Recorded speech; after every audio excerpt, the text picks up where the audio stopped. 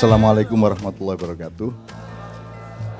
Oke, selamat datang kepada Mbak Nani dengan rombongan Mas Cucu beliau dari Losari Cirebon.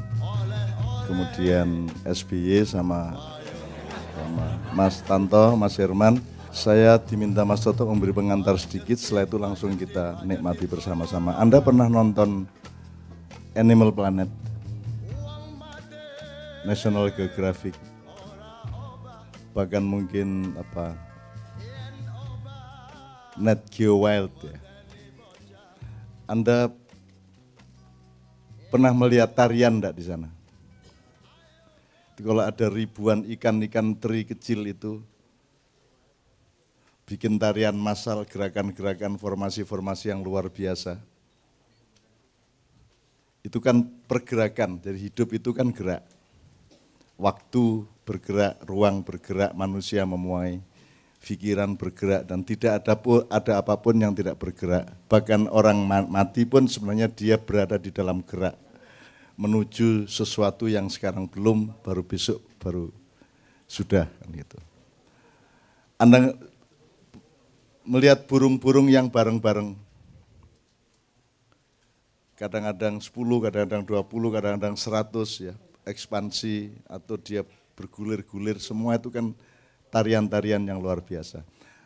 Ada nggak di antara Anda yang tidak pernah menari? Gue nek melaku lembean ra.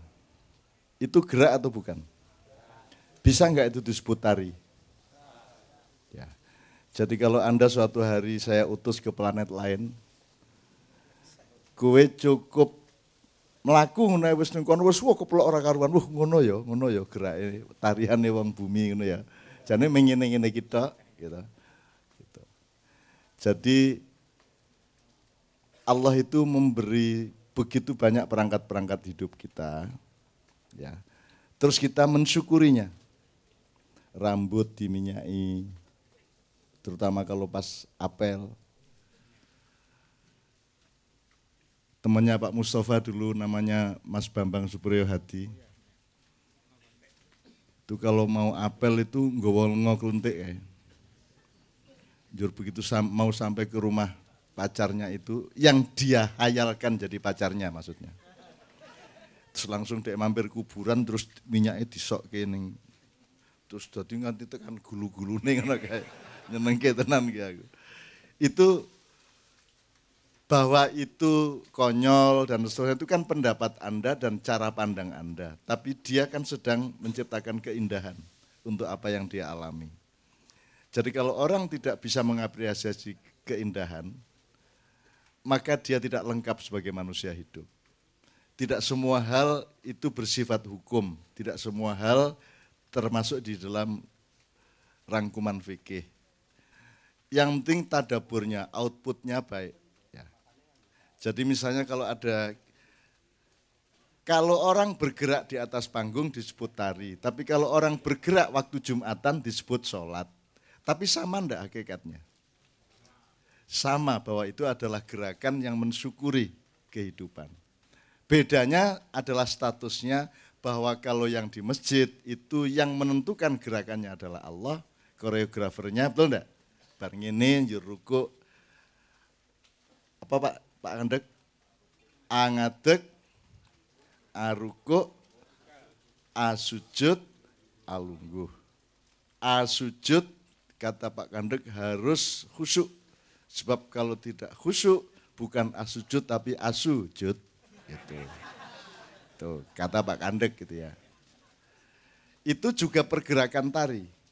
Cuma dia tidak disebut tari karena tidak dikategorikan oleh para akademisi sebagai bagian dari kesenian. Tapi seni ora gue. Seni ora, Allahu Akbar. Seni toh. Nah, orang sepak bola, orang bermain sepak bola, indah enggak itu? Maradona kayak, wolu kayak, but kayak. Zaman biyen gue urung lahir. Gitu ya. Saiki salah. Muhammad Salah, ya kan? Dan seterusnya. Jadi tolong Anda bebaskan diri dari kategori-kategori dan pelembagaan-pelembagaan bahwa kalau ini kesenian, ini drama, ini tari, ini sholat, ini silat, dan seterusnya. Bebaskan diri, di maknya Anda harus mampu menemukan kristal, menemukan gelepung, menemukan saripati dari perbuatan manusia, supaya nanti ketika Anda kembali kepada pelembagaannya, Anda sudah lebih jernih, dan Anda tidak kejam kepada siapapun untuk menuduh-nuduh dan menuding-nuding siapapun. Karena di dalam maknya jelas, yang penting adalah tadaburnya. Anda hafal Quran monggo, asal outputnya baik bagi orang, manfaat bagi semua. Anda hafalnya cuma kulhu sama ila sama wal asri sama inna atau inna sama tabat. Kalau idaja, idaja. Iki mesti idaja iki, idaja. Idaja SBY. Warai tanah safifacitan, itu ya sekalian. Oke, kira-kira gitu toh ya. Perkara halal apa haram, musyrik atau muslim, kafir atau tidak, dan seterusnya, Anda sudah ngerti toh hitungannya? Sudah ngerti toh? Kalau Mbak Nani nanti menarinya pas Jumatan di antara imam sama makmum, baru itu haram. Kan begitu. Jadi semua ada penempatannya masing-masing karena Anda sudah mengerti teori babi toh. Teori babi jelas toh tidak haram. Nek mengkok keloni ya toh. Haram ki nek kok pangan gitu. Nek kok keloni kuwi ora haram ming rada kentir kan ming toh. Jadi kita sudah belajar cara berpikir terakhir toh. Apakah masalah agama, masalah bid'ah, masalah haram halal, masalah melanggar hukum atau tidak, pencitraan atau tidak, ujaran kebencian atau tidak, sebenarnya semua tergantung kita mampu menggunakan cara berpikir apa tidak. Jadi tidak ada manusia yang tidak berakal, tidak ada manusia yang tidak bisa berpikir. Ya. Cuman masalahnya mereka tidak terlatih untuk berpikir, ngerti lah. Jadi akal itu atau nalar bahasa Jawanya itu seperti sepeda atau motor atau mobil atau truk atau pesawat atau kapal. Semua orang punya sepeda, semua orang punya motor gampangannya. Tapi tidak bisa dijamin bahwa dia bisa mengendarai sepeda dengan baik, benar enggak?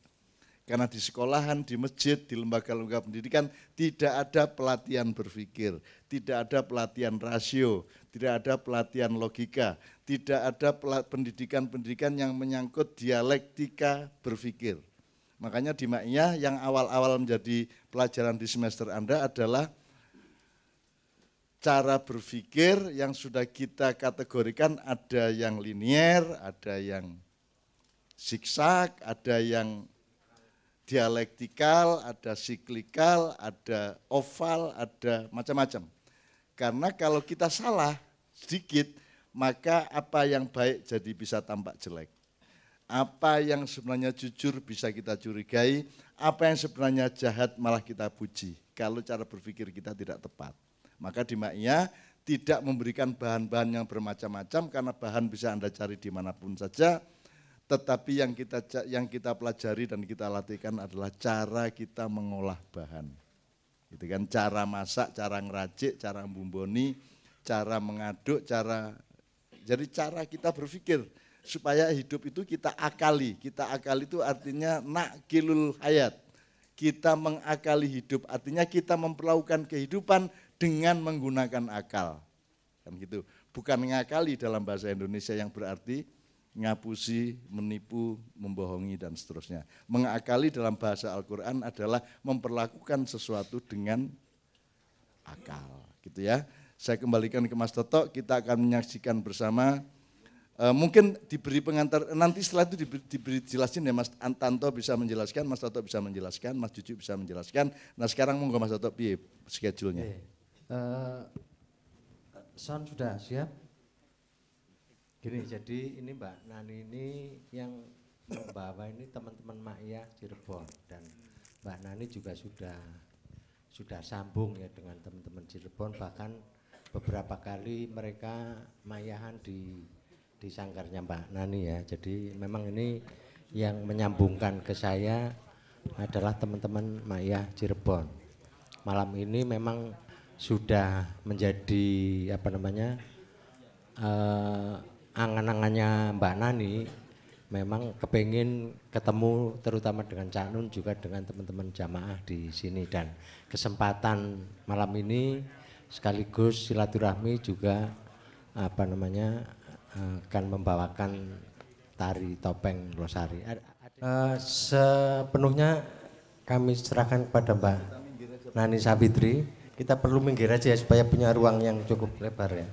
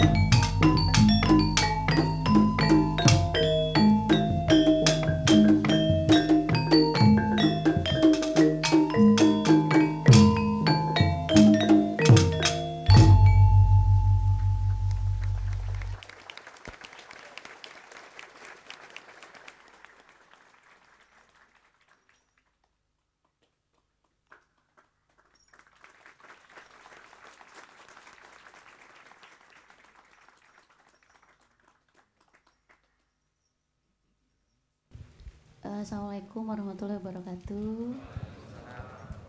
Sedulurku semua, terima kasih karena sudah memberi ruang untuk Topeng Losari, terutama kepada Mbah Nun dan Pak Toto dan Pak Tanto Mendut dan semua sedulur-sedulur di sini. Tidak sia-sia saya datang jauh-jauh. Tadi saya sudah cerita banyak ke Mbah Nun dan lega sekali karena saya seperti menemukan rumah di Maiyah. Selama ini saya bertahun-tahun menyimpan sesuatu yang saya simpan sendiri, bahkan orang terdekat pun saya tidak pernah cerita. Tapi plong ketika saya bisa cerita semua di sini, saya bisa jadi diri sendiri. Mungkin saya nggak bisa cerita banyak karena saya nggak mau nangis lagi. Saya cuma mau cerita bahwa tari topeng Losari itu setahu saya dari nenek-nenek moyang saya, dari nenek saya adalah tarian yang digunakan sebagai media syiar Islam oleh Sunan Kalijaga. Kemudian disempurnakan oleh Pangeran Losari yang beliau adalah notabene dari cucu Kanjeng Sunan Gunung Jati. Tarian topeng Losari itu berbeda dengan tari topeng Cirebon. Kalau tari topeng Cirebon itu lebih ke filosofi, sedangkan tari topeng Losari lebih ke ritual. Jadi penari topengnya itu menjadi media ritual hubungan antara Tuhan dan bumi. Jadi kenapa kok Mbak Nani kok nari nggak pentas seperti orang lain pakai bulu mata dan semua hal yang berkaitan dengan eyeshadow dan kecantikan? Karena nenek saya dulu bilang bahwa menari itu bukan untuk memamerkan sesuatu yang berkaitan dengan hal cantik, tapi itu adalah mediamu, ritual mendekatkan diri dengan semesta dan Tuhanmu. Jadi saya minta maaf barangkali saya dianggap tidak profesional karena memang seperti inilah adanya. Topeng Losari memang seperti ini dan topeng yang saya gunakan ini nenek saya bilang adalah buatan dari Panembahan Losari. Jadi ini dibuat sebelum abad ke-17. Tidak ada matanya karena lubang matanya di sini. Jadi saya dari kecil diberi segala sesuatu yang buat saya, mungkin buat orang menjadi sugesti, tapi buat saya adalah kepercayaan kuat karena saya percaya bahwa inilah cara berdoa saya, cara lain berdoa saya mendekatkan diri dengan Tuhan. Itu jadi ketika ada orang mengkafirkan saya merasa tenang ketika Mbah Nun bilang masih ada yang mencintai topeng Losari, masih ada yang sayang topeng Losari meskipun di beberapa tempat saya tidak mendapat ruang, bahkan buat anak-anak saya sendiri gitu. Tapi di sini saya merasa saya menemukan rumah. Saya jujur sebenarnya malam ini sedih sekali, sekaligus juga plong karena saya bisa cerita minimal sedikit, saya bisa ngomong semua ke Mbah Nun. Tapi memang dari dulu saya cuma bisa lihat di YouTube seorang MH Ainun Najid. Saya mengidolakan beliau dan saya bercita-cita sampai saya setiap sholat saya berdoa, ya Allah kapan ya saya ketemu sama beliau. Sedangkan dulu istri beliau itu Mbak Novia Kolopaking, bapaknya pernah ketemu di Amerika tahun 93. Tuh, jadi kok nggak pernah ketemu, dan tahun ini tahun berkah karena saya dikabulkan doa-doanya sekaligus juga bisa kenal dengan orang-orang yang saya nggak sangka bisa ketemu gitu. Ya, saya menari dengan keyakinan saya karena saya tahu bahwa tradisi itu tidak bisa dibaca oleh kasat mata. Orang tidak mempercayai sesuatu yang saya percaya, orang tidak meyakini sesuatu yang saya yakini. Jadi saya tahu bahwa nenek saya pernah bilang, "No, kalau kamu menari, jangan sekali-kali kamu menggunakan mata. Karena kalau menggunakan mata kamu bisa jumawa. Kamu lakukan dengan hati. Karena kalau kamu lakukan dengan hati, pasti akan nyampe ke semua hati." Gitu. Terima kasih. Assalamualaikum warahmatullahi wabarakatuh. Jadi ini Bu Dewi sampai cucunya ini juga tidak diapresiasi oleh yang seharusnya mengapresiasi. Jadi ada pandangan bahwa apa saja yang tidak pernah dilakukan oleh Rasulullah SAW itu bid'ah. Jadi mulai sesuk tak jaluk gue daftari bid'ahmu sedino piro. Yaitu yang tidak pernah dilakukan oleh Rasulullah. Jadi kita itu punya masalah besar, yaitu tidak mengerti hakikat hukum, tidak mengerti prosedur dari nilai berproses sampai ke hukum. Hukum itu kan pagar sebenarnya, pagar. Dia bukan kebunnya. Nah, yang dilakukan Mbak Nani adalah memperindah kebunnya, kan gitu. Mungkin Mas Tanto bisa, karena beliau ini juga pentas di 5 gunung di Mendut terus menerus. Jadi nanti kita tuntaskan mengenai karena saya sudah mendengar banyak Mbak Nani cerita-cerita berbagai macam, dan kita memang di Indonesia sedang berhadapan dengan yang tadi saya katakan, wong duwe pit ning ora iso nunggangi, akhirnya nabrak rono nabrak rene. Dan andaikan pun ini haram, ya teman-teman sekalian, andaikan pun ini haram, apakah saya punya hak terhadap Mbak Nani? Saya tidak punya hak terhadap dia. Yang saya menjadi punya hak adalah kalau dia mengganggu kita, misalnya pornografi, ya, menonjolkan aurat, ya, hal-hal yang mengganggu kejiwaan kita, hal-hal yang mengganggu nafsu kita dan lain sebagainya. Tapi andaikan pun itu terjadi, ya, ini tadi menurut Anda apa? Yang Anda terganggu apa?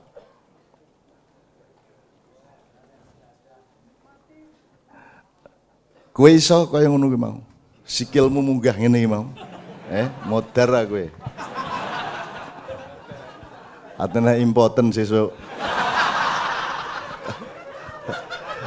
Jadi luar biasa, Mbak. Sekali lagi tepuk tangan untuk beliau. Saya sebelum Mas Tanto dan Mas Toto, saya ingin mencatat beberapa hal yang saya ingat, ya.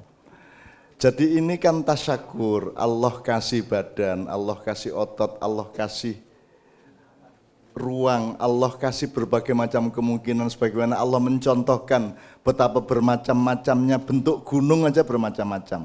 Maka beliau menciptakan bentuk yang berbeda dengan bentuk tari Jawa, tari Bali, tari Sunda, sangat berbeda. Itu berarti ijtihad, itu berarti kreativitas. Sepanjang tidak mengganggu yang tadi saya bilang.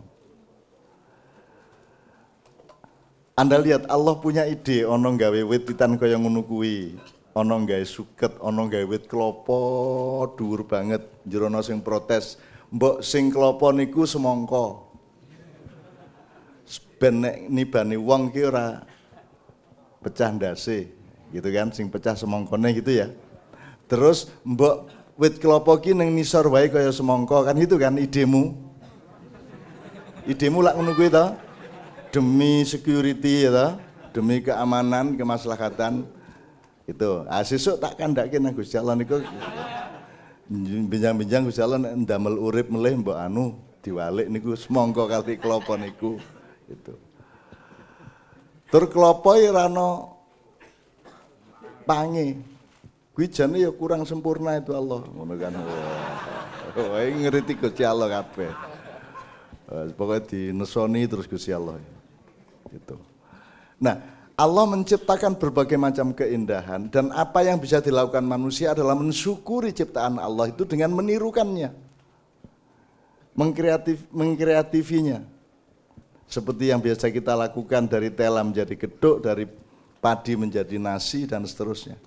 Dari gerakan-gerakan dan formasi-formasi bentuk di alam itu kita mensyukuri dan kita mencoba menirukan. Kan kalau Allah menciptakan sesuatu terus kita menirukannya, kan Allah senang. Kan begitu. Kalau Mas Tanto bikin lagu terus kita sing shot lewat di depan rumahnya membawakan lagunya, dia senang, kan gitu. Kalau Anda membawakan, kalau ada sabrang di sini terus Anda siul-siul. Gitu kan. Ruang rindu kayak gitu. Gitu. Jadi beliau sedang menirukan dan mengkreatifi, karena manusia diberi hak untuk kreatif, diberi kemampuan untuk berijtihad, untuk berbid'ah, untuk menciptakan bid'ah, sesuatu yang sebelumnya belum ada, yang baru. Jadi mujaddidah, bid'ah subjeknya apa Pak Mustafa?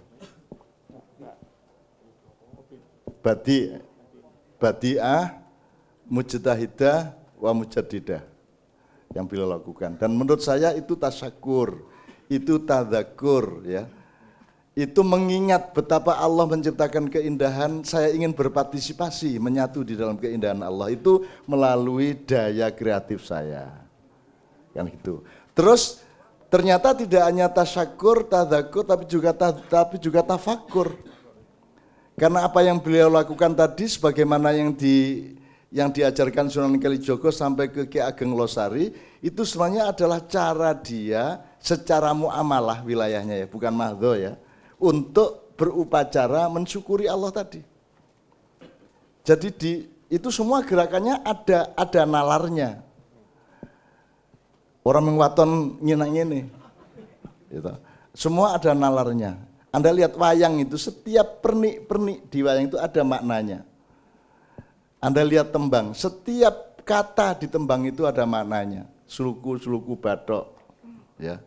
Usluk-usluk bito'ah dan seterusnya, tafsirnya macam-macam, dan jangan bertengkar antara tafsir satu dengan tafsir yang lain. Yang penting outputnya sama-sama menciptakan manfaat dan kebaikan satu sama lain bagi sesama manusia. Ingat, agama Islam tidak untuk orang Islam, agama Islam itu untuk semua umat manusia.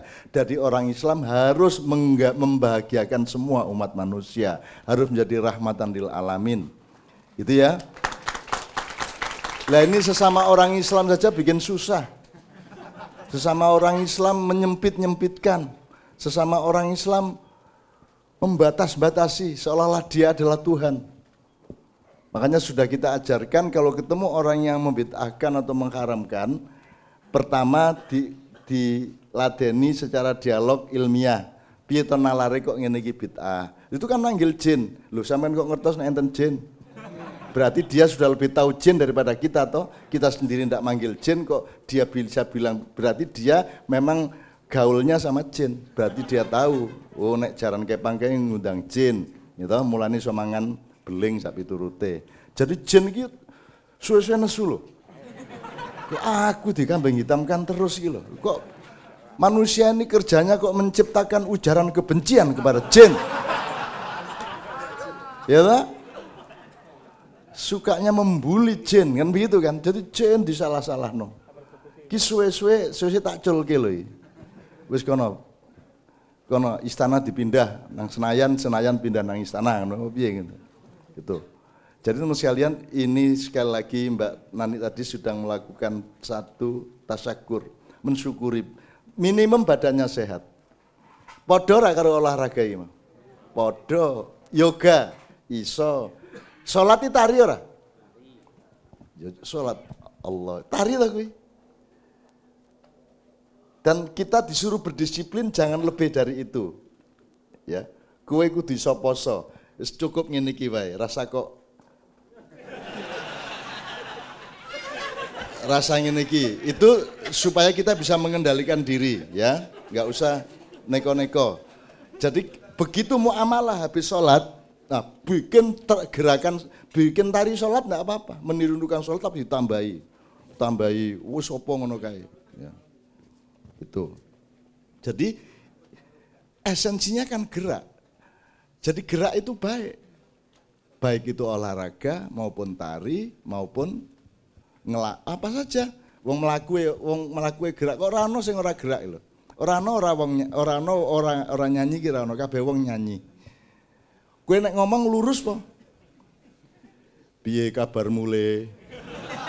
Kowe arep nang ndi? Kan nang ndi rek? Kan gitu kan? Arep nang ndi kowe iki le? Gitu kan? Mana lo? Itu kan semua lagu, betul enggak? Upama lurus aja jenenge rap. Esuk-esuk nganggo motor arep nang ndi? Itu juga lagu kok. Tidak ada yang tidak lagu. Ya Allah, ya Ustadz, wahai para ulama, wahai kiai, tolong rasakanlah keindahan hidup ciptaan Allah ini supaya engkau mengerti keindahan yang juga diciptakan oleh manusia dalam rangka bersyukur kepada Allah Subhanahu wa taala. Indah, semuanya indah. Kama Sutra aja tari yang luar biasa. Sing guyu berarti biasa. Sing orang guyu bendino, wis ora gumun. Semua tari, tidak ada yang tidak tari. Ikan menari, burung menari, anjing menari, ya toh? Bahkan anjing itu yang ikut menari tidak hanya tangan dan kakinya, tapi juga lidahnya ikut menari-nari, betul enggak? Ular menari, semua ikut menari. Kenapa kok tiba-tiba tari itu haram? Upomo haramo, sing boleh menentukan haram siapa? Allah. Karena Allah yang punya kehidupan, Allah yang punya saham, Allah yang memberikan limpahan semuanya, maka dia punya hak untuk membolehkan atau melarang. Kita kan tidak punya apa-apa. Kita tidak punya hak apa-apa kepada orang lain. Kita cuman berkewajiban berbuat baik kepada orang lain dan menghindarkan perbuatan buruk kepada orang lain. Maka kita jangan terlalu agresif, jangan terlalu intervensi kepada siapapun saja, karena itu bukan hakmu. Nek anakku isih sedih aku duwe hak. Itu pun aku ora tau menggunakan hak anakku, disantlap karo anakku. Dari saya tidak pernah menasehati, tidak pernah melarang, tidak pernah mengkritik, sebab anak saya pinter jawabnya. Wes aku pokoknya kalah lah karo kid zaman now ya, kalah karo Kizano ya gue. Itu ya teman sekalian. Nah,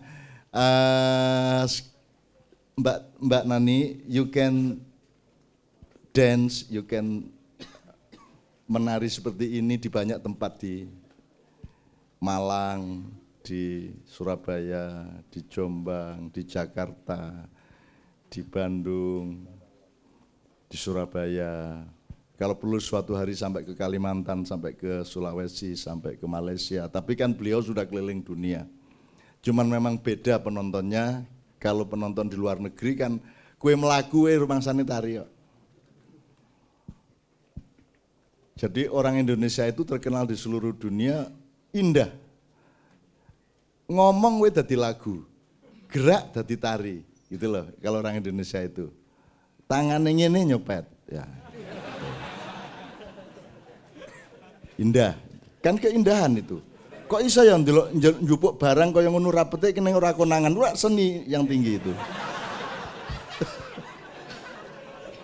Terutama mencopet hatinya wanita, ya.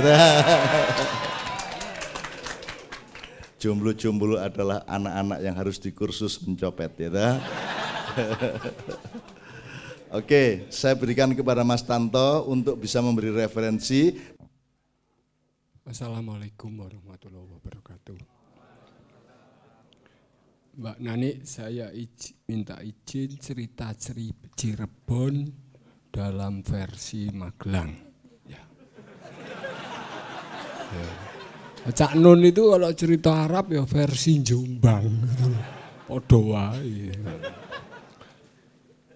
Adik-adik, setahu saya Cirebon itu setahu yang dulu dan masih ragu-ragu gitu.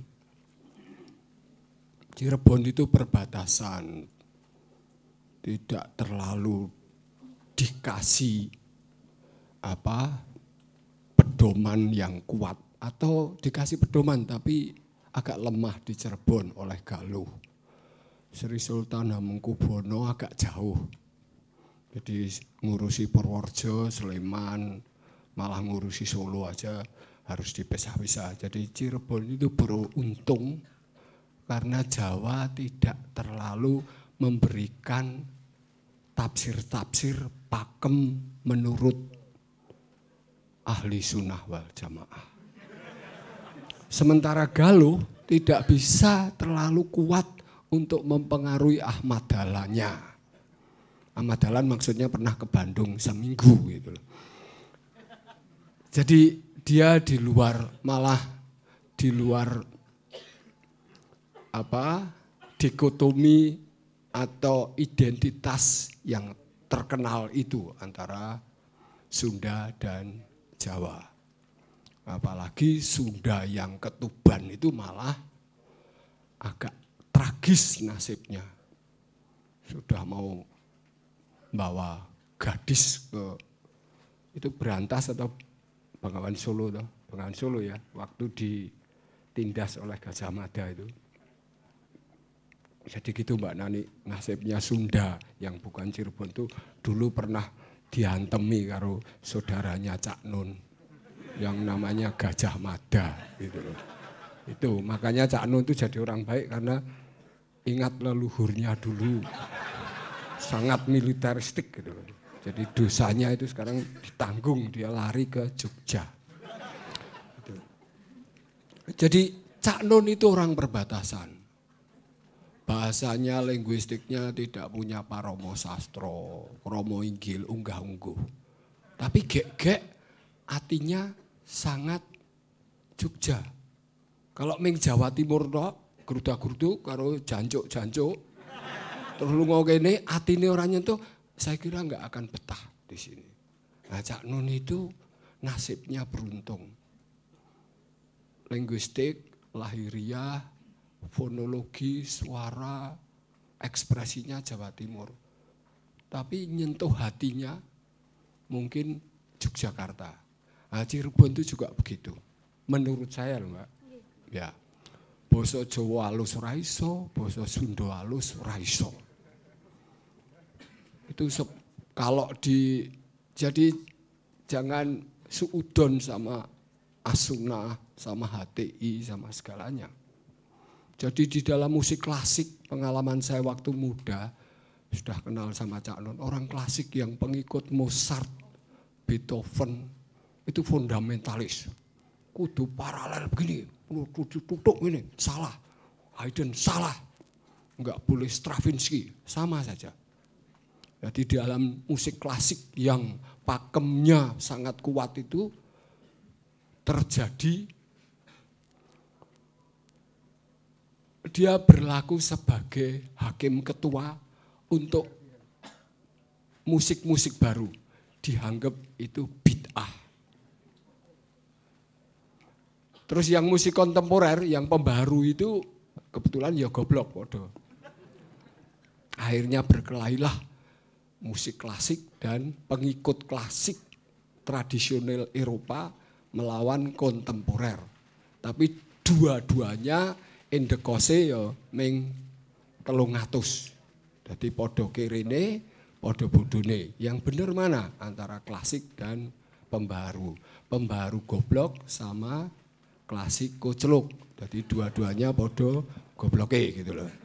Jadi saya sebagai NU goblok melawan Mustafa Hasyim yang Muhammadiyah tergoblok, ya loro-loro ya kocluk gitu.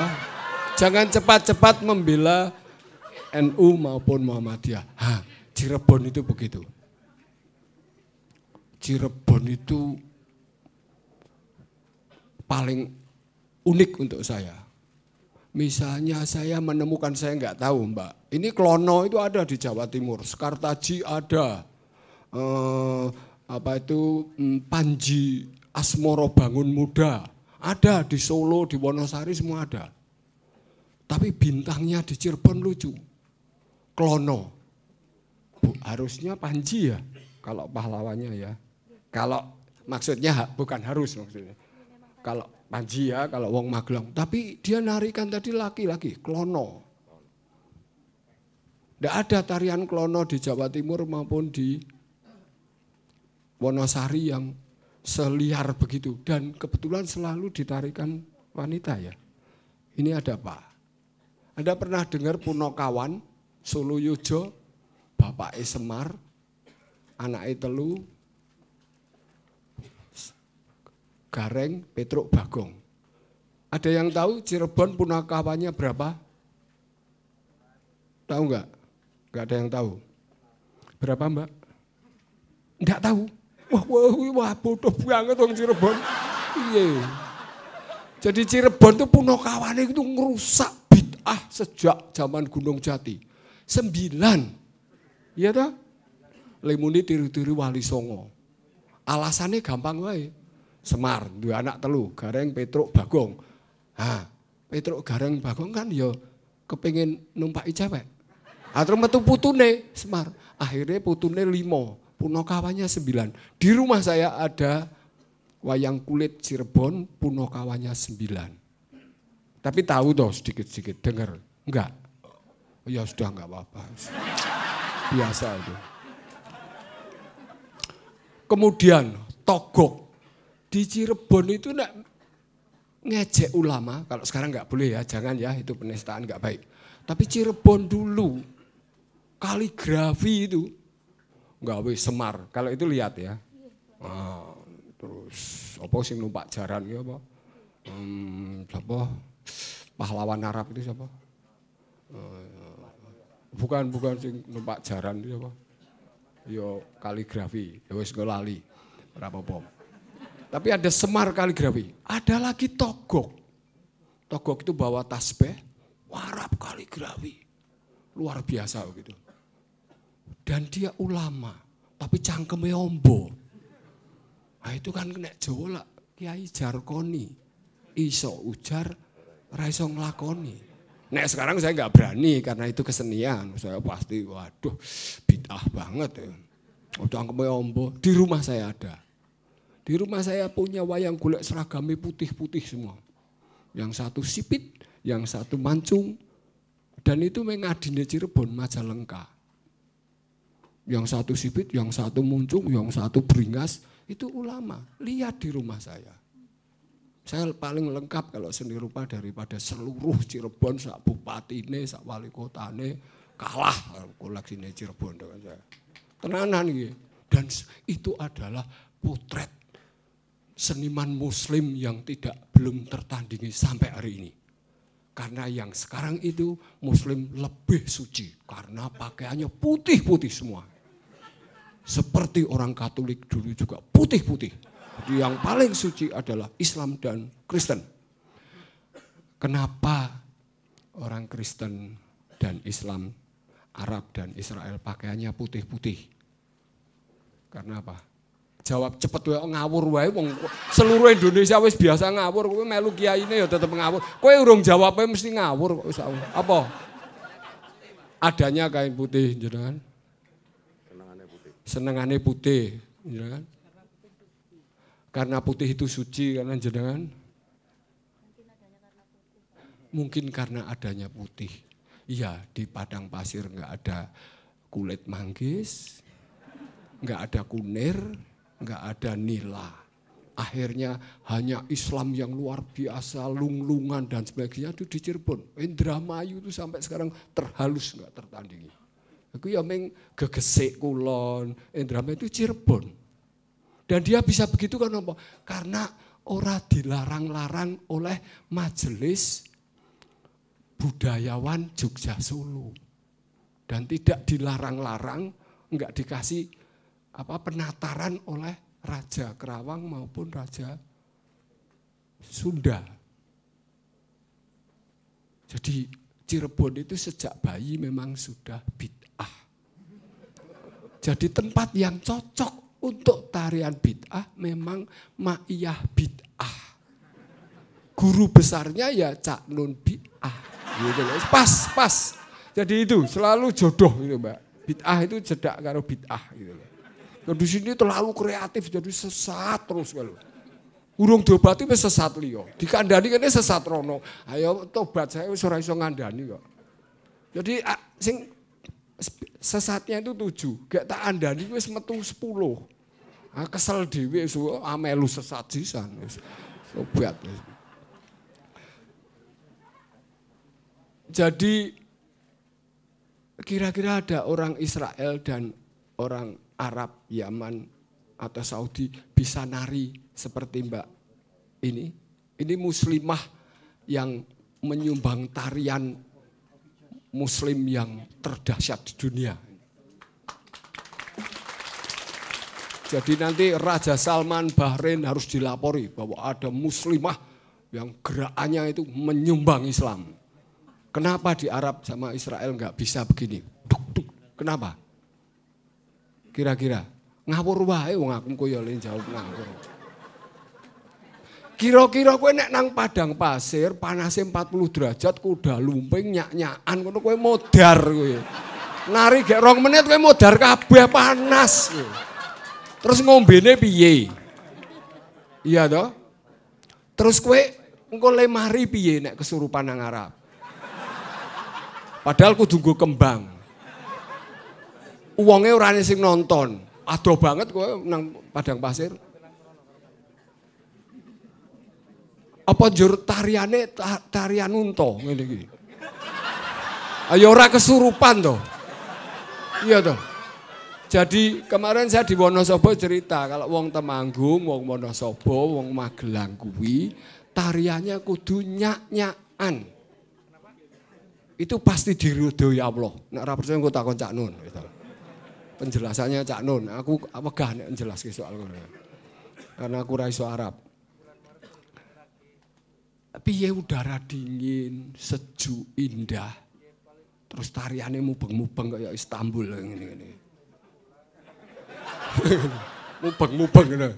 Wong Jawa ngono enak. Nafase tur manukmu ya sehat. Maksudnya apa iki? Iya Mbak, ini Mbak Nani tadi bingung. Satu harian tuh mikir mau nari di pengajian. Pakai jilbabnya gimana, nanti caranya gimana duduknya, bukan muhrimnya. Nanti takut dikamplengi wong sakmene, bingung tadi. Mikir suwe loh itu ya. Karena dia masih ada pelajaran dari Arab maupun Israel. Jadi saya sejak kecil, ini tak ceritani pengalaman saya Mbak. Pengalaman yang bapak mertua saya sama ibu mertua saya, ini dibatasi pirang menit benar. Berapa po ya? Bapak saya sama ibu mertua saya itu sekarang masuk neraka.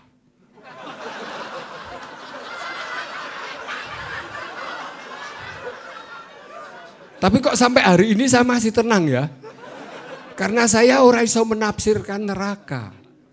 Ya, jadi ketenangan saya karena saya nerakanya saya tidak seperti nerakanya Totok. Kalau nerakanya Totok kan dikukur-kukur kae, dikai uler bareng kae gitu. Jadi bapak saya, mertua saya itu meninggal umur 94. Jadi dia agak darah biru, busi, date kalau di googling itu Sinto sama Buddhis. Kegiatan sehari-hari kesenian. Terus istrinya adalah Katolik. Juga sejak kecil. Dan dua-duanya enggak pernah berkelahi soal agama. Karena ora tahu omong kitab sucine dewe-dewe gitu loh. Jadi kelemahannya dua orang itu yang Katolik ora tahu cerita Injil. Yang Buddha ora tahu cerita kitab suci Buddha. Nah ini ceritanya bapak mertua saya itu ini Kristen pindah, Islamnya apa jenenge? Mu'alaf. Jadi bapak mertua saya itu sehari sebelum meninggal itu mu'alaf. Dari Buddha pindah Katolik. Itu termasuk mu'alaf. Mu'alaf Jepang itu ya toh. Mu'alaf Jepang. Dan lucunya ibu mertua saya itu ngajari pindah Katolik, ya sudah tahu sehari sebelumnya mau meninggal. Ya sebetulnya itu di tangan Tuhan, tapi karena bapak mertua itu dokter dan dosen, lalu sana perhitungannya itu ya paling meleset 2 hari atau 3 hari. Tapi ternyata sehari meninggal, jadi busuk-busukan. Setelah digelembuk macam-macam, akhirnya bapak mertua saya pindah Katolik. Ada yang tahu kenapa dia mau dan kenapa ibu mertua saya membujuk pindah? Main garis dino toh. Kok ya pindah surga nang Israel adoh banget toh. Nek Buddha Sinto kan Buddha apa surgane nang Gunung Fuji ya. Wah ini nang padang pasir. Aduh cedak Yerusalem ngono ya. Mungkin lho iki omeng saling kira-kira kan. Bodoh-bodoh. Aku ya ming cerpenis toh. Jadi begini, wah aku lak mangkel sebagai orang Islam mangkel loh. Diceritani tidak logis dua-duanya. Tapi kompak. Jadi akhirnya bapak saya pindah ke Katolik. Jadi ceritanya di Jepang itu kalau dia sebagai priayi, upacara ritualnya, makamnya ya dan sebagainya, itu enteke meh 150 yuto.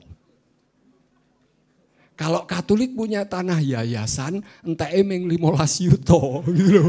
Nah, akhirnya sehari sebelum meninggal, dia pindah Katolik. Edan ora?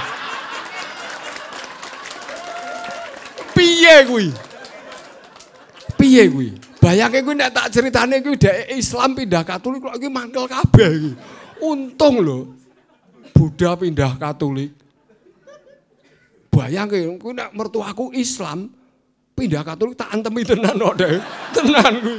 Ayo ta wong aku wong Islam e. Untung dia Buddha dan Shinto. Ini kisah yang betul-betul. Saya juga nggak pernah berkelahi soal agama dengan istri saya. Ya tetep padu wong jenenge menungso. Soal didik anak padu, soal panganan padu. Jadi saya termasuk menderita punya istri yang berbeda pandangan soal makan, soal didik, soal warna keramik, soal benek AC, soal jendela, soal lewat Malioboro, lewat Gejayan. Wasu tenan. Menderita. Jadi saya nggak pernah ribut soal agama, suku nggak pernah, keributannya lain. Lebih menderita saya daripada kalian-kalian itu.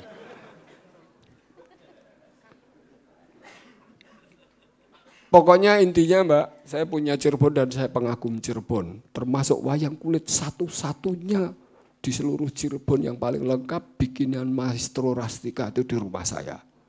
Dan mimpi saya sebetulnya itu supaya dibeli Bupati Cirebon saomae. Karena banyak yang nawar, gamelan saya di Polandia Warsawa. Yang satu di Museum Besar di Wina. Karena sebetulnya mau tak simpan di Indonesia, nasionalis toh. Kan ke Semarang, tapi kan gini akeh malingi. Orang yang perawatan, sebelek aku timbang melu timur, aku ke barat wae. Gamelane blimbingan karena saya butuh duit. Karena saya 5 Gunung kan bukan yayasan, nggak bikin proposal seperti ini. Tapi nek wis ora duit ngopo kebudayaan ya toh, anggur dol. Tapi dol ya sambil mikir kan. Yang nanti 50 tahun lagi saya ke sana masih. Karena saya tahu di Museum Solo, Jogja, Museum Gajah kayak colong-colongan.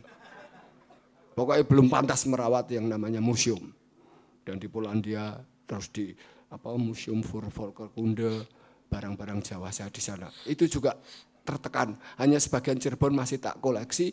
Saya umur 65, kalau matinya umur 70, kan untuk tidur 2,5 tahun, tinggal 2,5. 2,5 untuk medsos dan Instagram, 1 jam tinggal 1,5.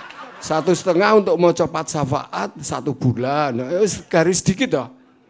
Nah itu saya diantara tetap butuh duit, tapi tidak ngemis-ngemis perusahaan maupun pemerintah maupun pejabat.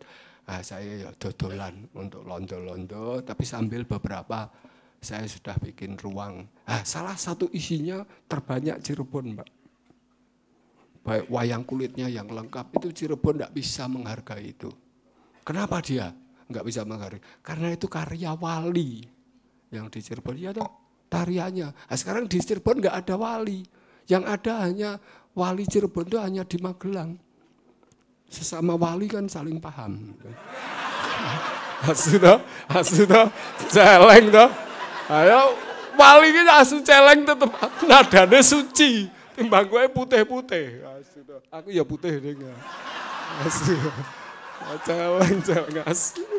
Seneng aku ya, Mbak.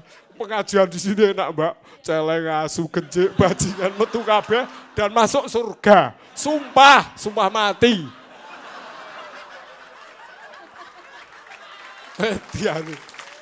Dan tadi pagi saya menulis ini sebetulnya harus ada penelitian tentang audiens. Ya Pak Toto, saya nulis.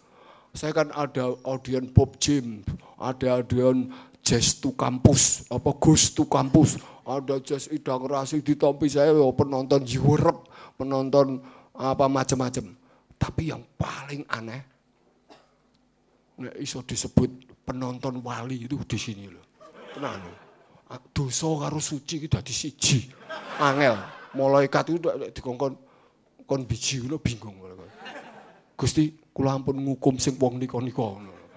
Mlebu surga nggih bingung, neraka nggih bingung ngono. Jadi ini kelompok yang antara sesat dan tidak itu enggak jelas. Jadi Anda tenang aja lah, tenang aja. Saya tahu, saya ngundang setiap tahun dia enggak pernah mengeluh. Saya lihat dia nangis dan mengeluh terpanjang tadi di sini kepada Cak Nun. Setiap tahun saya ketemu hanya muji terus, tapi saya tidak pernah dapat keluhan. Dia sangat kuat menyimpan tekanannya itu. Saya nggak akan cerita, tapi pokoknya hubungan dengan anak, dengan Cirebon, dia tapi di Europelia, di Brussel, di Amsterdam, di Paris, di Kano, luar biasa. Tapi di Cirebon sendiri tidak bisa. Mereka cuman Pemda, cuman Bupati, cuman Departemen Pedanka, cuman Kemenpar, pariwisata, bukan peradaban yang asli. Cirebon itu apa, nilai-nilai apa, dan Cirebon luar biasa. Jadi kita nanti, saya bangga sebagai muslim itu belum pernah ketemu muslimah maestro gitu Mbak. Jadi Anda lahir mulai detik ini muslimah maestro. Bayangkan. Biasanya di tempat lain tuh yang boleh ngaku maestro itu hanya isi UGM, IKJ gitu loh. Wong Islam ini dikira ora iso menghargai maestro. Sing paling iso ini loh, Maiyah ini Mbak. Tenan. Maestro misuh-misuh ora. Ini wis to. Sikile diangkat gini. Pokoknya intinya saya matur nuwun sama Cak Nun, legitimasi malam hari ini adalah getaran yang luar biasa. Dan saya sungguh-sungguh menantang, tadi katanya ada dari Amsterdam tuh mau bikin tesis ya. Mas apa? Mas apa? Harim. Wah. Lha sinau tenanan lho Mas, kowe sekolah Londo kowe. Hati-hati iki luwih jero timbang Londo soalnya. Wah hati-hati aku kenal karo tesis Prancis iki paling angel iki. Ben Anderson beda kae. Hati-hati ya sinau rada suwi ya. Tenang, soalnya iki nek penonton lainnya itu enggak apa-apa jamaah apa umat-umat apa akar bahar apa Kiai akar bahar apa? Itu enggak apa-apa diteliti sehari, cukup apa-apa. Saya lupa lah. Kalau kiai lain agak gampang lah. Jokowi, Prabowo, Sandiaga, Kiai Ma'ruf itu bisa diteliti. Ya 1 semester. Kalau di sini Anda sampai meninggal. Berapa? 4 bulan. 4 tahun. Sudah 4 tahun atau baru setahun rencana 4 tahun. 4 tahun tugas formal selesaikan. Tapi Anda sampai meninggal harus neliti terus. Nanti Anda jadi luar biasa. Nek ming 4 tahun paling S2, S3, S campur dawet. Enggak serius ini. Kalau perlu Anda jadi peneliti kayak apa sih? Siapa itu si peneliti di Ponorogo itu orang mati-mati itu si yang paling paham di Ponorogo itu loh, bukunya sampai sekian edisi. Siapa? Peter Carey ya. Mungkin sampai mati dia neliti terus. Bahkan siapa yang tahu bahwa di Ponorogo pernah jiwit ledek di Purworejo. Kita kan hanya ulama, suci, perang di Ponorogo, numpak jaran, terus tertipu sama Jenderal de Kock, terus itu dah. Tapi kan masih seorang Peter Carey sampai tingkatan menemukan bahwa di Ponorogo yang ulama itu pun ya kaya Tanto. Setelah suci lali sithik ya jiwit tik ngono kae. Itu kan menarik ya. Ulama itu ya sok deg-degan kae. Nek ora deg-degan yo lucu ya. Kan belum pernah diteliti Wali Songo iki jane ya. Ngono kae. Ngono kae lho. Sunan Giri ya. Kayak aku ya rada gelem ngono ki lah ya. Mungkin loh. Tanya Cak Nun. Cak Nun tuh tahu rahasia manusia. Makanya saya dikasih ilmu sepele. Tadabur tok. Wis, ora mang jelaske. Apa? Oh ya silmi. Wes kuwi tak omong kowe nandi-nandi padahal ngawur. Ora sesuai Cak Nun tak jelaske kudu ngrungokke. Lek ngrungokke iki mudeng apa ora mudeng menurut kamu? Ora mudeng. Ora apa-apa ning aku kan foto karo Cak Nun dadi do mudeng kabeh. Untuk memudengkan umat itu cukup sederhana. Tadabur begini gitu, dawa kae. Wana cangkeme luwih cepet timbang pikirane to. Silmi itu mudeng ora? Mudeng. Kowe kok iso mudeng? Ah kae lak bolone Cak Nun. Mudeng itu singkat. Jadi besok Anda itu bisa diterima sebagai penari muslimah gara-gara fotonya sudah jejer Cak Nun. Kuwi kerep diunggah nang Facebook, mulak seluruh Cirebon wedi kabeh. Oh gampang. Yang memusuhi Anda itu enggak terkenal, gitu. Wih ini Dano, wah, dan fotonya dikerepi, nggak perlu pentas dino juga setahun. Wih, selamat lah, itu perintah Allah loh. Perintah Allah itu deket-deketlah dengan orang yang bisa menolong, nah, gitu loh. Cak Nun itu bukan orang baik tapi bisa menolong gitu. Nah, kui iso nolong ki luwih apik timbang wong apik. Wong apik iku pirang-pirang sakmene iki. Gitu loh. Rumita. Oh, saya Jawa Ramudeng. Saya mesti penting Gus Wah ngerti tak rekam dhewe iki. Tertapai marke bojoku kayak ada tepuk tangan gitu kan. Asu. Asu.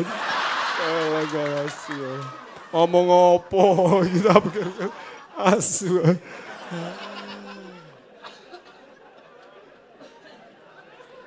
Tapi percayalah bahwa orang-orang yang kaku, yang pandangannya jadi sesat itu adalah proses pendidikan menurut saya.